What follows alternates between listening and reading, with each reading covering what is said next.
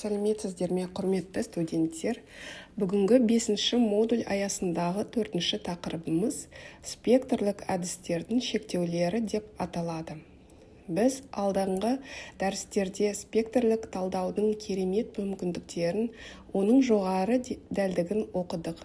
Алайда нағыз инженер материалтанушы кез келген құрылғының тек артықшылықтарын ғана емес, сонымен қатар оның әлсіз тұстарын, яғни шектеулерін де терең білуі тиіс. Спектрлік әдістер жоғары дәлдікке ие болғанымен, олардың қолдану аймағы белгілі бір шектеулермен сипатталады. Бүгін біз осы шектеулердің физикалық және химиялық табиғатын академиялық деңгейде талдайтын боламыз. Металлургиялық зертханаларда заманауи спектрометрлер өте көп қолданады. Бірақ кез келген аналитикалық әдіс сияқты спектрлік әдістердің де өз шекарасы бар. Бұл дәрісте біз дәлдікке кедергі келтіретін негізгі факторларды, матрица әсерін, спектралдық интерференцияны және аспаптық шектеулерді қарастырамыз. Бұл білім сіздерге өндірісте жалған нәтижелерден сақтанып, дұрыс технологиялық шешімдер қабылдауға көмектеседі. Еске түсірейік, спектрлік әдістер элементтердің электромагниттік сәулемен өзара әрекеттесуіне негізделген. Атомдар жарықты жұтады немесе шығарады. Бұл әдістер сандық талдауда өте кең қолданылғанымен, олар барлық жағдайға, барлық материалдарға бірдей жарамды емес. Мәселен, қатты қорытпалар мен сұйық ерітінділерді талдаудың физикалық шарттары мүлдем бөлек. Шектеу ұғымы нені білдіреді? Әдістің шектеулеріне алынатын ақпараттың толық еместігі, өлшеу дәлдігіне кері әсер ететін сыртқы және ішкі факторлар, сондай-ақ қолдану шарттарының шектелуі жатады. Ғылымда бұл шектеу белгісіздігі терминімен тығыз байланысты. Кез келген өлшеудің белгісіздігі бар. Ал А типі және Б типі болып табылады. Жалпы біріктірілген белгісіздік барлық осы факторлардың математикалық қосындысынан тұрады. Ең маңызды шектеулердің бірі матрица әсері. Металл қорытпаларында негізгі базалық элементтер басқа микроэлементтердің спектрлік сигналын әлсіретуі немесе бұрмалауы мүмкін. Мысалы, құрамында темірі 94%-дан асатын болат үлгілерінде темір атомдарының өте көп болуы кремний сияқты басқа элементтердің сигналына кедергі келтіреді.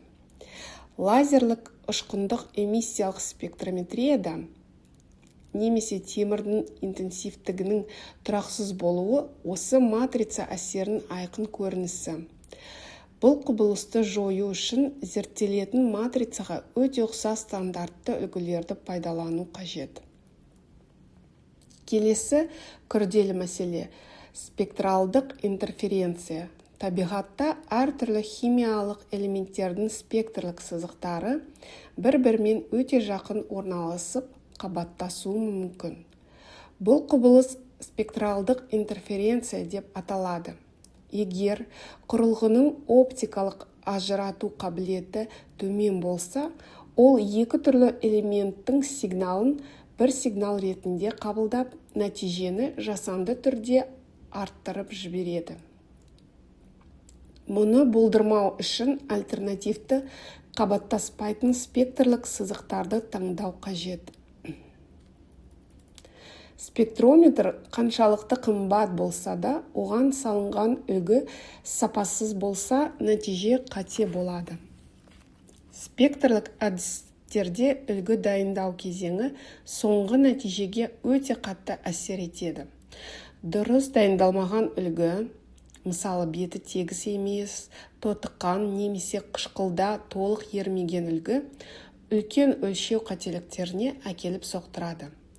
Қатты металдарды оптикалық эмиссиялық спектрометрге салмас бұрын олардың бетін арнайы тегістеуіш машиналарда айнадай етіп өңдеу керек. Барлық элементтер үшін бірдей жоғары сезімталдық қамтамасыз етілмейді.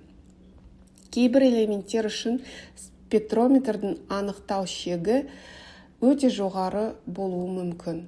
Графикке назар аударсаңыз, әртүрлі әдістердің сезімталдық диапазоны әртүрлі. Жалындық атомдық адсорбция миллионнан бір бөлікті анықтаса, индуктивті байланысқан плазмалы масс спектрометрия да оның 1000 есе дәлірек. Яғни 0,01 μ G деңгейдегі өте аз іздік элементтерді көре алады. Сондықтан мақсатқа сай дұрыс әдісті таңдау маңызды. Бұған қоса, спектрлік аспаптардың өздерінің техникалық мүмкіндіктері өлшеу диапазонын және дәлдік физикалық тұрғыда шектейді. Детектордың шуы, оптикалық линзалардың шаңдануы немесе лампаның ескіруі сияқты факторлар бар. Аспаптың техникалық күйі нәтижелерге тікелей әсер етеді. Сондықтан құрылғыларды үнемі калибрлеп техникалық қызмет көрсетіп отыру зертхана маманының басты міндеті. Егер біз жоғары аталған шектеулерді, матрица әсерін, интерференцияны, аспаптық ақауларды ескермей, алынған спектрлік детекторлерді бірден шындық ретінде қабылдасақ, бұл өте қатты интерпретацияға әкелуі мүмкін. Бұл өз кезегінде металлургиялық қорытындылардың, яғни дайын өнім сапасы туралы шешімдердің дұрыстығын төмендетеді. Дұрыс емес шешім зауыт үшін үлкен экономикалық шығындарға алып келеді. Осы шектеулерді қалай жеңуге болады? Спектрлік әдістердің шектеулерін азайту үшін бірнеше әдісті біріктіріп қолдану ұсынылады. Бұл ғылымда мультимодальды тәсіл деп аталады. Мысалы, үлгіні аэрозоль түрінде шашырататын небулайзерлерді және микротолқынды плазма көзін оптикалық монохроматтармен біріктіру арқылы біз сезімталдық арттырып кедергілерді азайта аламыз. Сонымен қатар математикалық түзету алгоритмдерді де кеңінен қолданылады. Қорытындылай келе, спектрлік әдістердің шектеулерін терең білу алынған сандық деректерді дұрыс әрі сыни тұрғыдан интерпретациялауға мүмкіндік береді. Бұл заманауи инженерлерге кез келген өндірістік жағдайда анық және өте сенімді шешім қабылдауға көмектеседі. Құрылғының шығарған саны ол тек ақпарат, ал оны білімге айналдыратын сіздердің кәсіби біліктілігіңіз. Дәріс соңында сіздерге бекіту үшін өзіндік жұмыс тапсырмалары беріледі. Бірінші тапсырма: экрандағы 5 сұраққа жауап беріңіздер. Бұл жерде сіздер спектрлік әдістердің негізгі шектеулерін, матрица әсері мен спектралдық интерференцияның не екенін түсіндірулеріңіз қажет. Үлгі дайындаудың маңыздылығы да ұмытпаңыздар. Екінші тапсырма: осы тақырып бойынша, яғни спектрлік әдістердің металлургиядағы шектеулері туралы 5-6 сөйлемнен тұратын эссе қорытынды жазып шығыңыздар. Осымен біздің 5-ші модуліміз 4-ші тақырыбы аяқталды. Барлықтарыңызға сабаққа белсенді қатысқандарыңыз үшін рахмет. Келесі кездескенше сау болыңыздар. Сәттілік тілеймін.